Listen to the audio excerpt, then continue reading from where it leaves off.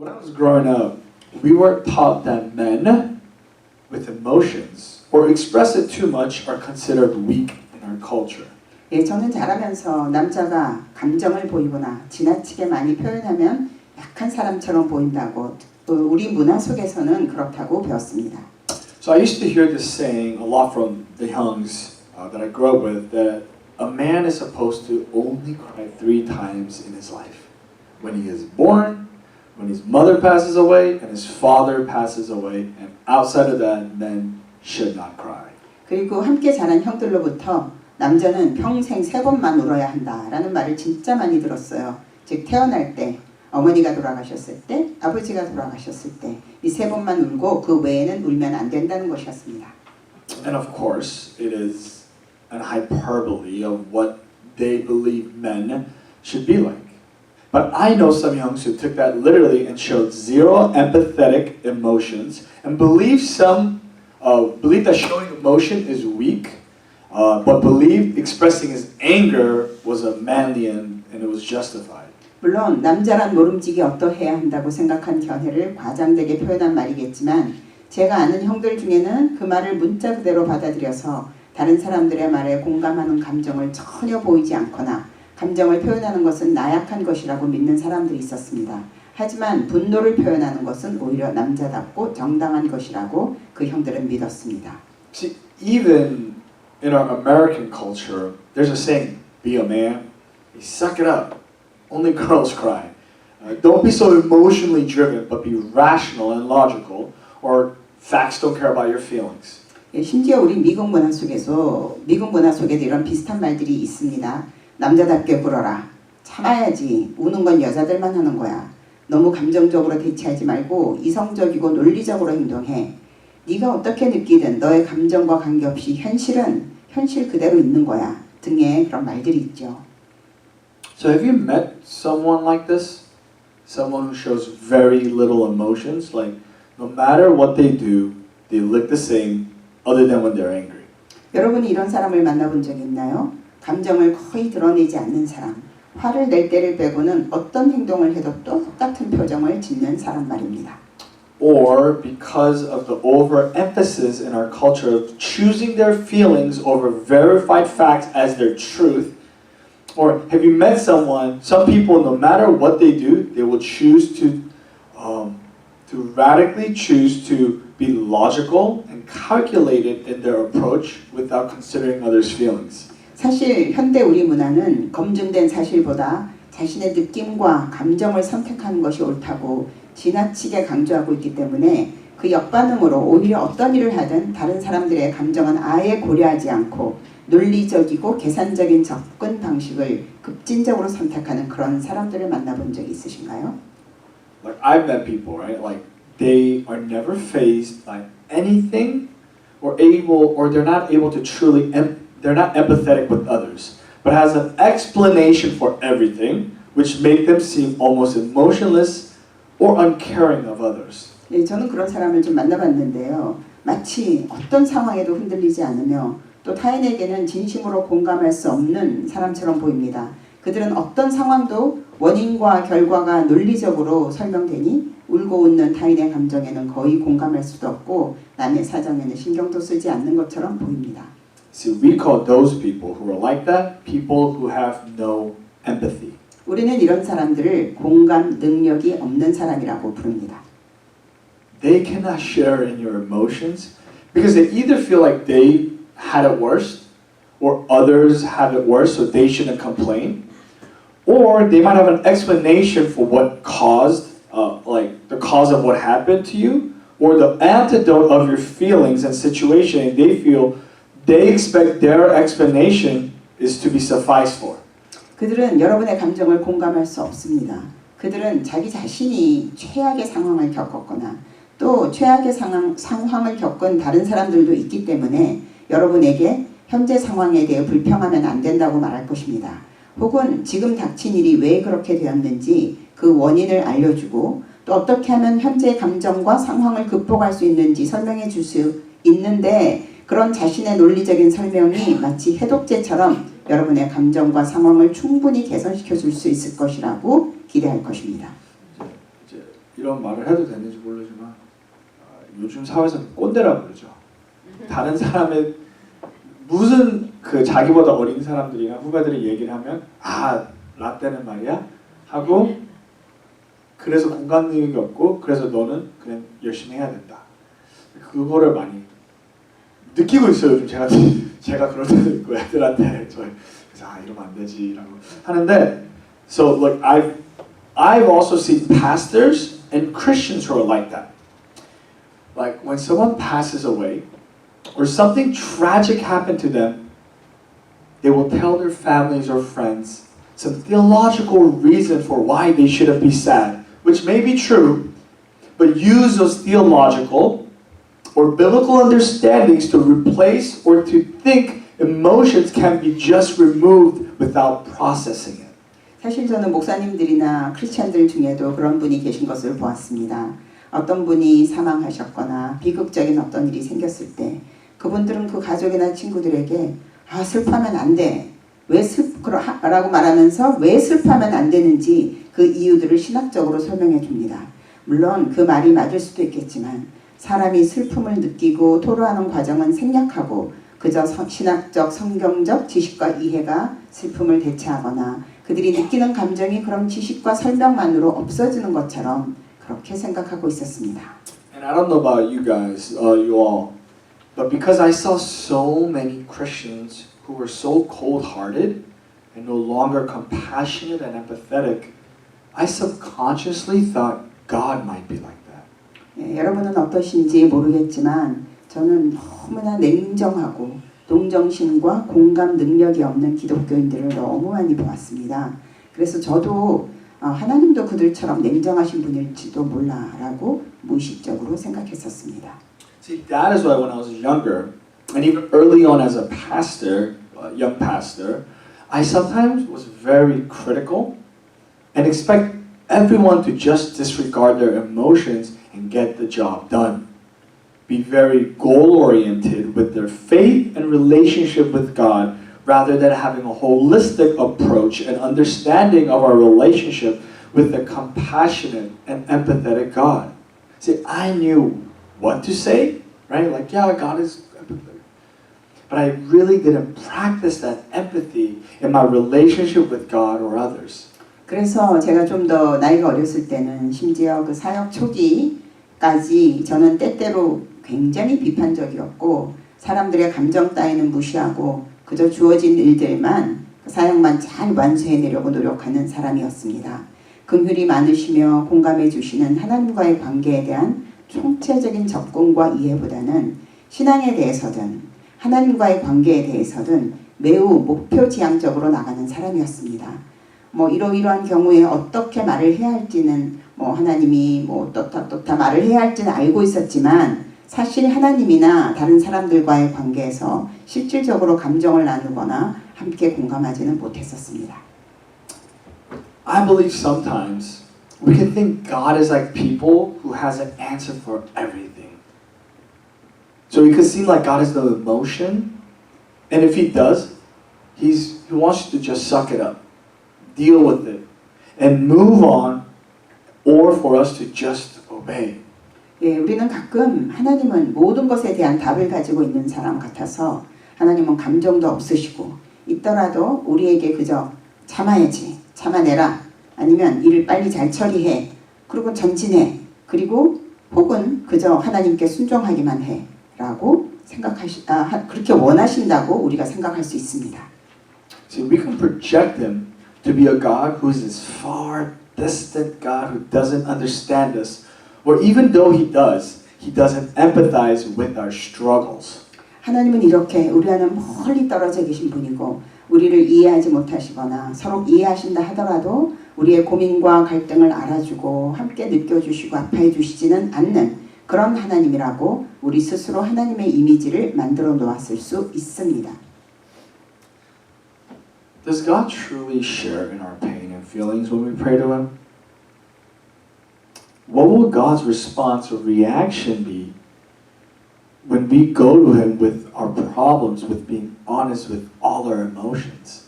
우리가 우리의 아픔과 감정들을 하나님 앞에 가지고 나갈 때 하나님께서는 진정으로 우리의 고통과 상한 마음들을 공감하시고 돌아보시는 걸까요? 내 안에 일어나는 모든 감정들을 그대로 솔직하게 내어놓고 우리의 문제들을 주님께 아뢰일 때 하나님께서는 어떻게 우리에게 반응하시고 응답하실까요? So before we dive into today's passage, let's go over what led to today's story in John chapter 11. 오늘 본문으로 들어가기 전에 오늘의 이야기가 나오게 된 배경을 요한복음 11장을 통해 먼저 살펴보겠습니다.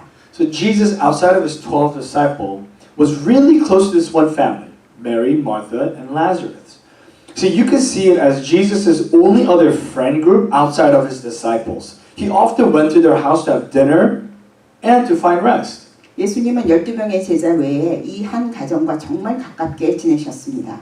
이들 마리아와 마르다, 나사로 가정은 예수님이 제자들 외에 가깝게 지내신 유일한 다른 친구 그룹이라는 것을 여러분은 알 수 있을 것입니다. 예수님은 자주 그들의 집에 가셔서 함께 식사도 하시고 그곳에서 쉬기도 하셨습니다. See, Lazarus, one of the family members, was sick to the point of death. So his sister sent someone to let Jesus know in hopes he can come and heal him. 이 가정의 나사로가 병이 들었는데 죽음에 이르게 되었습니다. 그래서 그의 누이들은 예수님께서 오셔서 나사로를 고쳐주실 것을 기대하며 사람을 보내 예수님께 그 소식을 전했습니다. See, it says that Jesus loved their family. But after hearing about Lazarus' condition, Jesus, instead of going to him right away, he waited 2 days. Then left to go to Lazarus. By the time Jesus arrived, Lazarus has been buried in a tomb for 4 days. 성경은 예수님이 이 가정을 사랑하셨다고 말합니다. 그러나 나사로의 상황을 들은 후에 예수님은 바로 떠나는 대신 이틀을 더 머물렀다가 그 후에 나사로의 집으로 가십니다. 그리고 예수님이 그 집에 도착하셨을 때 나사로는 이미 죽어 무덤에 묻힌 지 나흘이 된 때였습니다. 여기서 잠깐 멈추자면요. 예수님은 이 가정 진정으로 사랑하는 거예요. 그러기 때문에 기다리셨던 거예요. 왜냐하면 하나님의 영광을 보여줄 수 있게. 아픔 속에서 그거를 참고 지나가고 예수님은 끝까지 믿으면요. 그 영광을 더 큰 거를 누릴 걸 저는 확실히 믿어요. 왜냐면 진짜 예수님은 이 가정을 사랑한다고 했는데 바로 갔을 거잖아요. 근데 그거는 조그만 거를 고치는 것보다 큰 거를 주시려고 이 아픔을 경험을 하고 기다림 속에 거기서 안 흔들리는 믿음을 보고 더 큰 영광, 부활이라는 거를 직접 성경까지 써 있는 그런 이제 영광을 누리게 될 수 있다는 걸 보니까 저희도 상황에서 아주 아픈 이들도 끝까지 예수님을 믿으면요 나중에 이 생에 아니올지어도 천국에서 큰 영광을 누릴 걸 확실히 믿습니다. So we see through verse 28 to 32 that Mary was surrounded by people who were consoling with her and sympathizing with her out of hopelessness, the pain of death. 28절에서 32절을 보면 마리아는 죽음의 고통이라는 절망 속에서 자신을 위로하고 동정하는 사람들에게 둘러싸여 있음을 볼 수 있습니다. See, let me read verse 28 to 32 right here. It says, after she had said this, she went back and called her sister Mary aside. It's Martha. The teacher is here, she said, and is asking for you. When Mary heard this, she got up quickly and went to him. Now Jesus had not yet entered the village, but was still at the place where Martha had met him. When the Jews who had been with Mary in the house comforting her noticed how she quickly got up and went out, they followed her, supposing she was going to the tomb to mourn there. When Mary reached the place where Jesus was and saw him, she fell at his feet and said, Lord, if you had been here, my brother would not have died. 이 말을 하고 돌아가서 가만히 그 자매 마리아를 불러 말하되 선생님이 오셔서 너를 부르신다 하니 마리아가 이 말을 듣고 급히 일어나 예수께 나아가매 예수는 아직 마을로 들어오지 아니하시고 마르다가 맞이했던 곳에 그대로 계시더라. 마리아와 함께 집에 있어 위로하던 유대인들은 그가 급히 일어나 나가는 것을 보고 고카로 무덤에 가는 줄로 생각하고 따라가더니 마리아가 예수 계신 곳에 가서 배웠고 그 발 앞에 엎드려 이르되 주께서 여기 계셨더라면 내 오라버니가 죽지 아니하였겠나이다 하더라. See, we see that even though Mary was completely heartbroken, but her faith wasn't wavered, even in this hopelessness and tragedy. Yes, she was able to express her feelings to Jesus, but I believe it was also her expression of faith. 마리아는 완전히 상심해 있었지만 이 절망과 비극 속에서도 믿음은 포기하지 않고 있었음을 우리는 볼 수 있습니다. 물론 마리아는 자신의 감정을 예수님께 그대로 말씀드렸지만 저는 그것 역시 마리아의 믿음의 표현이었다고 생각합니다. See, she wasn't blaming Jesus for not saving her brother, but revealing her faith that Jesus could have saved Lazarus if he was there. 마리아는 자신의 오빠를 구해주지 않으신 예수님을 원망하는 것이 아니라 만일 예수님이 그 자리에 계셨다면 나사로를 죽음에서 구원해 주실 수 있었을 것이라는 자신의 믿음을 고백하고 있는 것으로 생각됩니다. 여기서 두 가지로 나눠진 이게 아주 중요한 핵심적인 건데요. 예수님한테 저희는 감정 표현을 할 수 있습니다. 그렇지만 여기서 믿음으로 감정을 예수님한테 모든 것을 호소하고 표현할 수 있는 믿음적인 게 있고요. 그 똑같이 감정을 다 호소하고 예수님한테 기도 통해서 하는데 그게 믿음 없는 행위가 될 수 있는 거예요. 여기 보시면요. 이 대화 자체나 그 마리아의 그 톤을 보면요. 말하는 말투를 보면요. 보시다시피 예수님이 여기 있었으면은 예수님 탓을 하는 게 아니잖아요. 예수님 그 오빠가 죽었는데 예수님 빨리 왔으면 살 수 있으니까 예수님 탓이에요. 그게 아니라 오빠가 죽었는데 예수님이 여기 오셨으면은 살 수 있었는데 억양이 다른 거잖아요. 그래서 저희도 똑같이 저도 맨날 저희 학생들한테 for you guys to 예수님한테 모든 감정을 호소하라고 그래요. 그거는 당연한 거니까요. 그렇지만 거기서 믿음으로 저희 믿음을 익스프레스하는 거가 있고 믿음 없는 마음에서 하나님을 탓할 수 있는 거예요. 그게 아주 중요한 것 같아요. 이게 아주 it's very thin line. 그렇지만 탓하는 것과 예수님이 있어서 도와주세요. 그게 다른 것 같아요, 진짜. 그래서 어떨 때는 그것 때문에 어떤 사람들은 이제 그냥 예수님한테 아무 얘기를 하지 말. 기도할 때 그냥 철저하게 그냥 형식적으로 이렇게 그게 아니라 진실적으로 다 얘기를 해야 돼요. 제 생각에는. 어쩔 때 남한테 아무리 가까운 사람한테도 얘기할 수 없는 그런 것들이 있잖아요. 저희 마음에. 아무리 나를 이해한다 해도 오해를 받을 수 있으면 그걸 예수님한테 할 수 있는 거예요. 예수님 그냥 진짜 카운슬 그것 조절 다 필요 없어요. 사실. 저희 성령 하나님이 있어요. 예수님이 있어요. 왜 다 얘기하면 다 이해를 해줘요. 그렇지만 거기서 저희가 믿음으로 하나님을 탓하는 게 아니라 이런 상황이 있고 이게 너무 아픕니다. 그렇지만 도와주세요. 있었으면 versus 이거 너무 아픈데 왜 나한테 이렇게 저한테 이러세요? 탓할 수가 있다는 거예요. 그런 말투도 할 수 있지만 안 탓할 수도 있잖아요. 그거 아주 중요하다고 봐요. 그래서 저희가 기도를 할 때 그걸 꼭 기억해 줬으면 좋겠습니다. 진짜 하나님이 다 들어줄 수 있지만 우리 마음이 어떤가? 하나님을 탓하고 있는 건가? 아니면은 믿음으로 하나님한테 카운슬링을 받고 있다. 아주 중요한 것 같아요. 그리고 두 번째는 거기서 하나 잠깐 더 머물자면요. 어쩔 때는 감정 표현하는 것도 거의 불평이라고 그럴 수 있죠. 그거 자체가 아무리 좋은 마음에도 믿음 없는 행위가 될 수 있는 게요. 하나님이 여기를 부르셨다고 확실히 응답을 받고 믿고 거기 있으면요. 컴플레인 하면 안 되는 것들이 있어요. 그러니까 하나님은 나를 여기를 부르셨다. 나는 지금 이 가정에 이렇게 하나님은 나를 기도를 해야 되겠다. 아니면 내 아이들을 해야 되겠다. 아이들을 위해서 희생을 해야 된다. 내 교회를 위해서 희생한다. 내 직업, 아니 어떤 사람을 위해서 그거를 부르심을 받으면요. 확신이 있으면요. 어쩔 때는 그 모든 불평하는 것 자체가 믿음이 없는 행위인 거예요. 왜냐면 확실하게 들었잖아요. 음성을. 그럼 컴플레인 할 여지가 없을 때도 확실히 있어요. 그래서 그것도 확실히 알았으면 좋겠습니다. 저희가 하나님이 확실한 부르심을 받을 때는요. 딴 생각을 하고 그 불평이 왜 나는 이게 없지? 나도 이게 있었으면 좋겠습니다.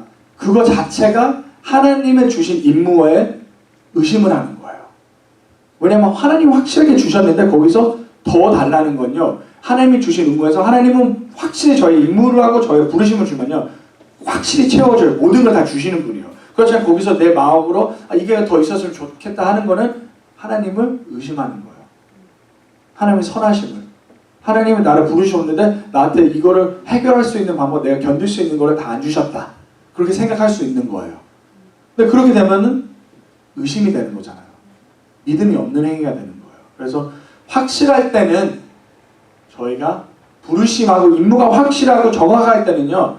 컴플레인보다 힘을 달라고 하는 기도를 더 해야 되는 거예요. 하나님 이게 더 없어. 이것만 해주시면 제가 너는 하나님은 다 채워주실 거예요. 그러니까 채워주세요라는 기도를 해야지 이게 없으니까 전 못해요. 이게 없으니까 너무 힘들어요. 확실한 거는 확실해야 됩니다. 아멘? So Jesus then responds to Mary by doing something unexpected that he hasn't done something before. It says that Jesus wept. Jesus cried. 예수님은 마리아의 말에 전혀 예기치 못했던 행동으로 응답하십니다. 이전에 하지 않으셨던 일이었습니다. 성경은 예수님이 눈물을 흘리셨다고 말합니다. 예수님이 우셨습니다. See, it says in verse 33 and 37, when Jesus saw her weeping and the Jew who had come along with her also weeping, he was deeply moved in spirit and troubled. Where have you laid him? He asked. Come see, Lord, they replied. The shorter verse in the Bible, by the way. Jesus wept. Then the Jews said, see how he loved him. But some of them said, could not he open the eyes of the blind man and have kept this man from dying? 33절에서 37절 말씀입니다. 예수께서 그가 우는 것과 또 함께 온 유대인들이 우는 것을 보시고 심령의 비통이 여기시고 불쌍히 여기사 이르시되 그를 어디에 두었느냐 이르되 주여 와서 보옵소서 하니 예수께서 눈물을 흘리시더라. 이 지저스 웹트라는 것은 성경에서 가장 짧은 그 구절이죠. 이에 유대인들이 말하되 그를 보라 그를 얼마나 사랑하셨는가 하며 그중 어떤 이는 말하되 맹인의 눈을 뜨게 한 이 사람이 그 사람은 죽지 않게 할 수 없었더냐 하더라. See, Jesus' response to Mary, Jesus' response to Mary, it's so comforting and revealing of his empathy. Jesus' humanity can be seen here.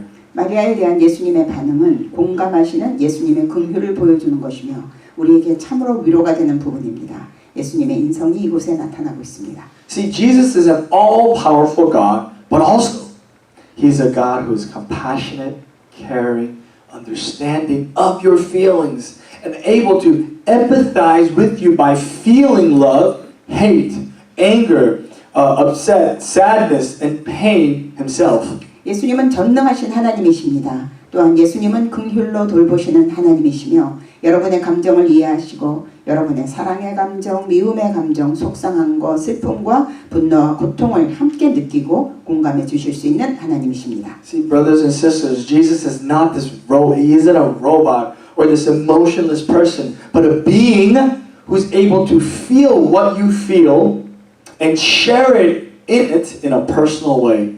사랑하는 성도 여러분, 예수님은 감정이 없는 로봇과 같은 존재가 아니십니다. 그는 여러분의 감정을 이해하고 여러분과의 그 각자 개별적인 방법으로 여러분과 마음을 함께 나누실 수 있는 분이십니다. See, Jesus isn't this theological monster or this high wall or this distant God who rules with an iron fist and only gets what he wants without understanding your emotions. 예수님은 신학적인 어떤 괴물이나 높은 벽처럼 존재하는 분이 아닙니다. 철권으로 다스리며 여러분의 감정은 아랑곳하지 않고 오직 자신이 원하는 것만 얻어내는 멀리 있는 그런 신이 아니십니다. So if I could put it in a funny way, Jesus isn't this 차도남, right? 차가운 도시남자, like that's the Korean saying, right? Someone who is cold and someone you have to do everything his way to make him like you. But he is a person who listens and someone who opens himself up to you. 예, 좀 재밌게 말해보면 예수님은 그 차가운 도시남자, 자도남이 아닙니다. 그 사람의 관심을 얻기 위해 온갖 노력을 다 기울여야 하는 그런 냉정한 사람이 아니라 우리의 말에 귀를 기울여 주시고 우리에게 자신의 마음을 열어 보여주시는 그런 존재가 예수님이십니다. See, he cares and wants to know how you feel to understand you at that moment. He is a God who is willing to slow down for you to walk with you in all of your ups and downs of your life. 예수님은 우리를 사랑으로 돌보시며 순간순간 우리의 마음을 알고 이해하기 원하십니다. 때로는 올라가고 때로는 떨어지는 인생의 굴곡진 길을 우리와 함께 걸어가시기 위해 기꺼이 속도를 늦추시고 우리와 함께 천천히 함께 걸어가 주시는 하나님이 우리 예수님이십니다. See, Jesus asked where Lazarus' tomb was, and he wept there. How powerful is that? It shows that Jesus chooses to go where we are hurting and meet us there to acknowledge our situation and pain. 예수님은 나사로의 무덤이 어디 있느냐고 물으셨고 그리고 그곳에서 우셨습니다. 얼마나 강력한 장면인지요? 예수님은 우리가 상처받고 있는 그 장소로 가기를 선택하셨고 바로 그 아픔의 현장에서 우리를 만나 우리의 상황과 우리의 아픔을 안아주고 계심을 우리는 이 장면에서 볼 수 있습니다. 예수님은 그냥 아무 장소에나 같이 그 집에 가서 우실 수 있었는데 이게 저는 너무 감동받았어요. 마리아를 거기로 불러서 당연히 미러클 기적을 보여주실 것도 있었지만 거기 가서 우셨다는 게 그 장면이 너무 감동적이었어요. Even though Jesus shares in our pain, his empathy is always out of hope, not out of hopelessness that we may have at that moment. 예수님은 우리의 아픔을 함께 나누고 계시지만 예수님은 우리가 직면하고 있는 절망 때문에 함께 슬퍼하시는 것이 아닙니다. 예수님의 긍휼과 사랑은 항상 희망으로부터 우러나오고 있습니다. Also, I believe Jesus wept because Jesus was outraged by the painful reality of sin and death and the hopelessness of his people. It says that he was outraged by the utter hopelessness of the people at that place. 또한 예수님은 죄와 죽음이라는 고통스러운 현실과 하나님의 백성들이 느끼는 절망에 분노하셨기 때문에 우셨다고 저는 믿습니다. 예수님은 그곳에 있던 사람들이 느끼고 있던 완전한 절망에 분노하셨다고 성경은 말합니다. See, I say outrage, outrage, the word, because deeply moved is a misleading translation of the verb embryomai, which literally means to snort like a horse. The connotation of anger, outrage, fury, anger, and indignation. 예수님이 분노하셨다고 제가 표현한 이유는 이때 사용된 동사 엠브리마오마이라는 단어가 그 문자적으로 말이 킁킁거리는 것을 의미하며 이는 분노, 격분, 경노, 분노, 진노라는 뜻으로 사용되기 때문입니다. 그래서 이 단어를 지금 이 영어 성경에 deeply moved, 즉 깊이 감동되다라고 표현한 것은 잘못된 번역이라고 생각됩니다. See, Jesus' outrage was to a point of tears because of the chaos surrounding him with the hopelessness and death. See, also Jesus' tears implied by Clio and Dakuro has a connotation of silently bursting into tears, unlike the wailing and crying. 예수님의 분노는 예수님을 둘러싸고 있는 절망과 사망의 그 현실 때문에 혼돈 때문에 눈물을 흘릴 정도까지 되었습니다. 또한 클라이오, 다쿠로가 암시하는 예수님의 눈물은 통곡이나 울음보다는 조용히 눈물을 흘린다는 의미를 담고 있습니다. 멋있게 울었다는 거죠. 그냥 막 저도 맨날 이거 읽었을 때 막 진짜 막 이렇게 그게 아니고 딱 멋있게 쫙 하는 거예요. Alright. Not only that, 그런 적이 있어요. 너무 화가 나가지고 눈물이 나신 적. 막 부들부들 떨면서 그러니까 화가 나서 그런 장면을 표현하고 있는 거예요 지금. Like, have you guys ever been so angry that you just like tears just started coming out? Like you just right? That's the picture here. See, there's a difference between Mary's crying, which there's like mascara everywhere, right? It's not that. Jesus is out of anger. One is out of hopelessness and one's out of hope. Just remember that, okay? So, through Jesus' specific action in today's passage, we can know that Jesus shared in the pains of the reality of this world, and Jesus came to reverse this damage caused by sin which he foreshadowed his plans to do so by raising Lazarus from the dead. 오늘 우리는 본문에 나오는 예수님의 구체적인 행동을 통해 주님은 이 세상에서 사람들이 겪는 현실적인 고통을 함께 나누셨으며 죄로 인해 허물어진 이 세상을 되돌리기 위해 이 땅에 오셨다는 것을 알 수 있습니다. 예수님은 나사로를 죽음에서 살리심으로써 앞으로 이루어 가실 주님의 계획을 예고해 주셨습니다. And through the crowd's reaction of how even they saw how much Jesus loved Lazarus, we could know that Jesus' tears of anger and sorrow was rooted in love, not only for Lazarus, but for his people. Jesus' empathy is rooted in his infinite, pure love for his people. 그리고 예수님께서 나사로를 얼마나 사랑하셨는지 그곳에 모인 군중들조차 인정할 정도였지만 사실 예수님의 그 분노와 슬픔의 눈물은 나사로뿐 아니라 그분의 백성들에 대한 사랑으로부터 비롯되었음을 우리는 알 수 있습니다. 공감하시는 예수님의 긍휼은 자기 백성들을 향한 무한하고 순수한 사랑에 뿌리를 두고 있는 것입니다. So from today's passage, we learn this amazing truth about who God is, his heart towards us, and how we can respond to it as God's beloved. 그러므로 우리는 오늘의 본문을 통해 하나님이 어떤 분이신지, 우리를 향한 하나님의 마음은 어떤 것인지에 대해 놀라운 진리를 배우게 될 것이며, 그렇다면 하나님의 사랑을 받는 우리는 그 하나님의 마음에 어떻게 반응할 수 있는지를 배우게 될 것입니다. So first, He's interested in you and being with you rather than just fixing your problems. 첫 번째로 하나님은 여러분에게 관심이 있으십니다. 그분은 단순히 여러분의 문제를 해결하려고 하기보다는 여러분 자신에게 관심을 기울이시며 여러분과 함께 하십니다.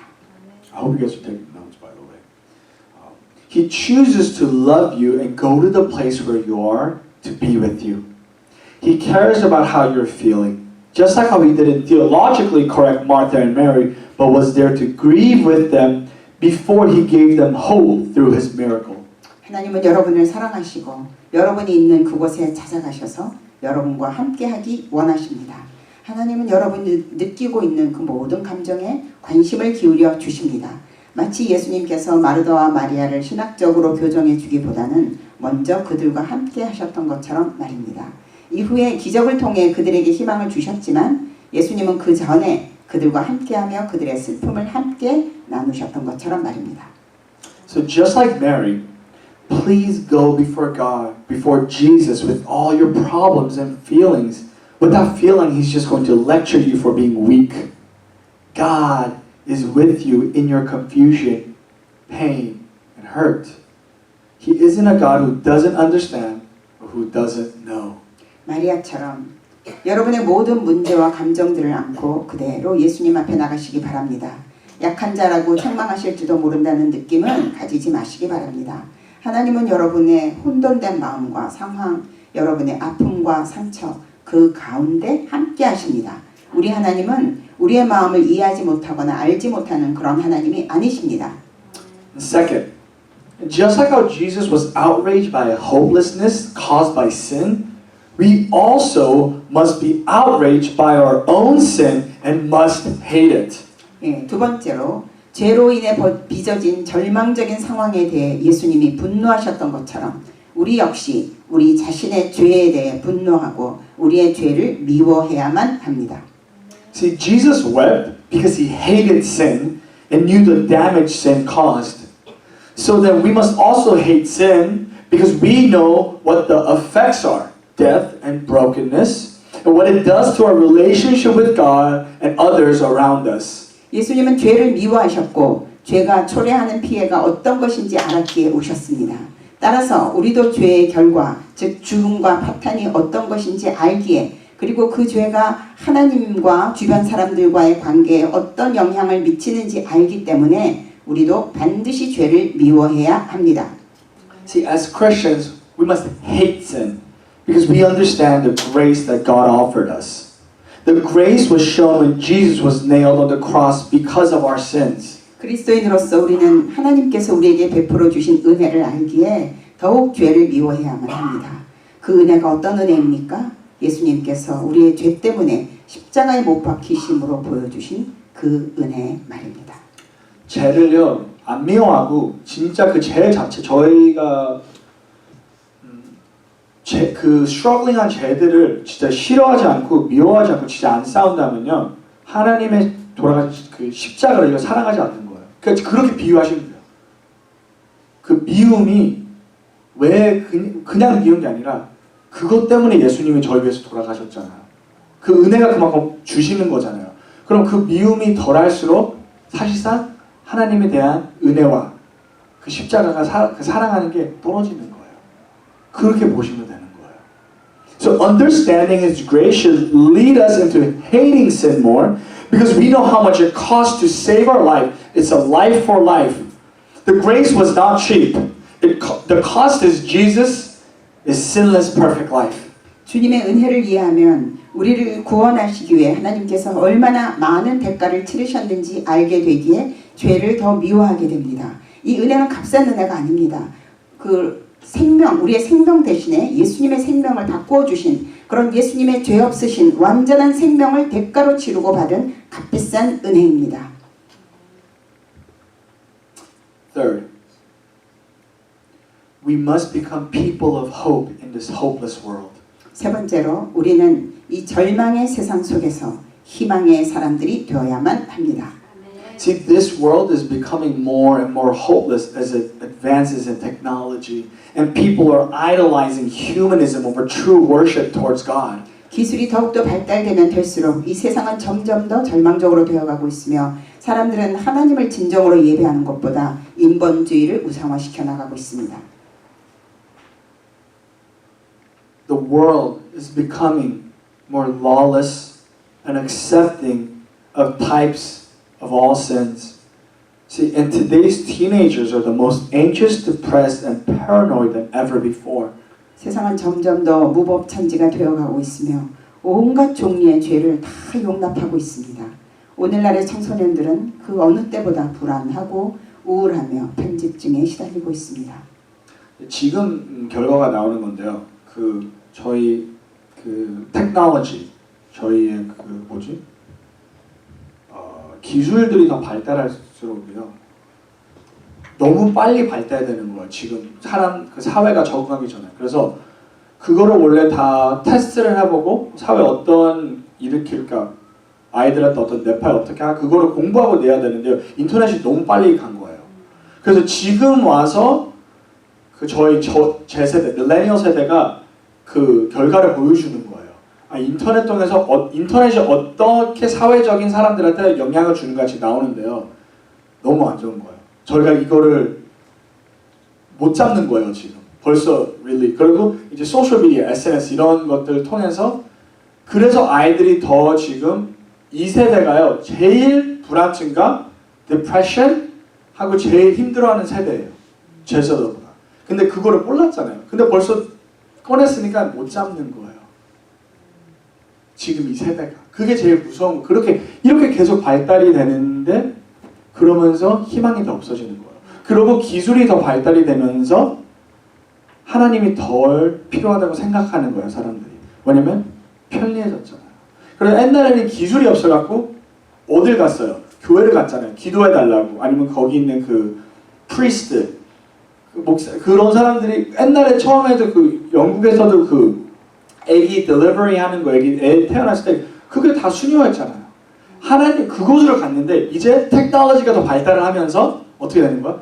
하나님이 덜 필요하다고 생각을 하는 거예요. 그러니까 희망이 더 없어지는 거예요. 이제 가면서. 그게 그래서 지금 희망이 없어지는 세계라고 저는 확실히 믿어요. 기술과 그게 같이 발달되면 저는 그래요. 애가 되면은 제가 대학생 동생이 하나 있는데요. 자기 페이퍼를 쓴대요. 그 페이퍼 이제 안 써요. 다 챗GPT로 다 쓰는 거예요. 근데 그거를 막 할 수 있는 그것도 또 애들이 더 너무 똑똑해가지고 챗GPT를 이용해서 또 안 들키게 하는 방법으로 또 그렇게 쓰는 거예요. 진짜 대단한 거예요. 생각이 없어지는 거예요.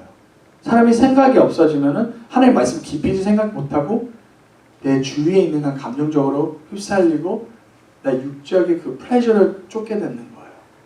희망이 없어지는 세계예요. 기술이. 그리고 더 기술 더 발달. AI 되면 이제 하나님이 대체하는 거로 그렇게 믿는 사람들도 있어요. 요즘 그거를 뭐 팟캐스트로 많이 들으면 희망이 없는 세대에 희망이 돼야 됩니다.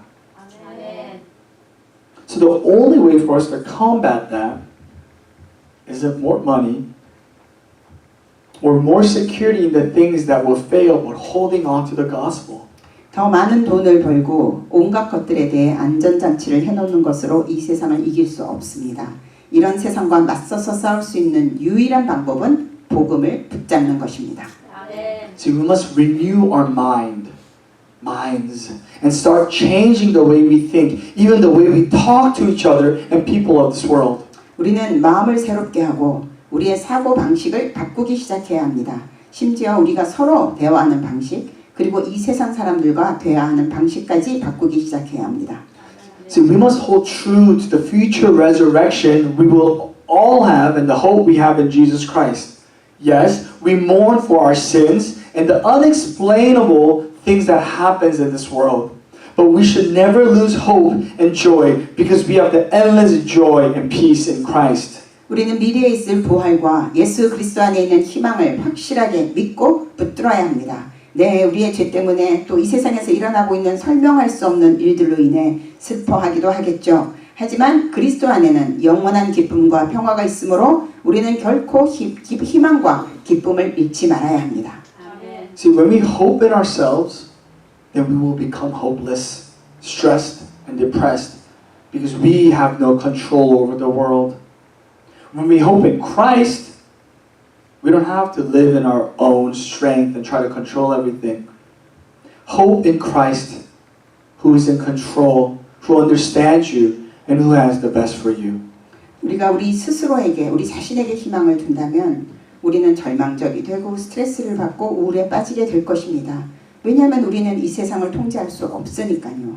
그러나 우리가 그리스도 안에 소망을 둔다면 우리는 더 이상 스스로 모든 것을 통제하려는 노력을 안 해도 되고 스스로의 능력에 의존하여 살지 않아도 되게 됩니다. 그러므로 모든 것을 통치하시며 우리를 이해하시며 우리를 위해 최선의 것을 주시는 예수 그리스도 안에 희망을 두시기 바랍니다. So 아멘. brothers and sisters, Jesus is a God who is able to understand and empathize with us and our humanity.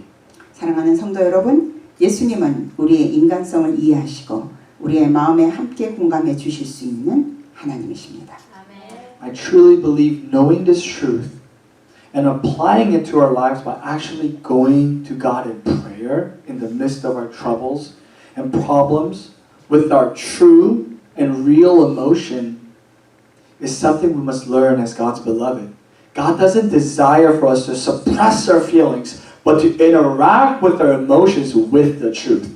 하나님의 사랑받는 자녀인 우리는 이런 진리를 알고 우리의 모든 어려움과 문제들 속에서 우리의 진실된 감정 그대로를 숨김없이 기도를 통해 하나님께 가지고 나아가는 법을 꼭 배워야만 한다고 저는 믿습니다. 하나님은 우리가 감정을 꾹 억누르는 것이 아니라 그 감정들을 진리 되신 하나님께 그대로 내어놓고 하나님과 대화하기를 원하고 계십니다. See, we must learn as God's beloved that God understands and empathizes with our humanity and our feelings so that we can walk in fullness of God's love.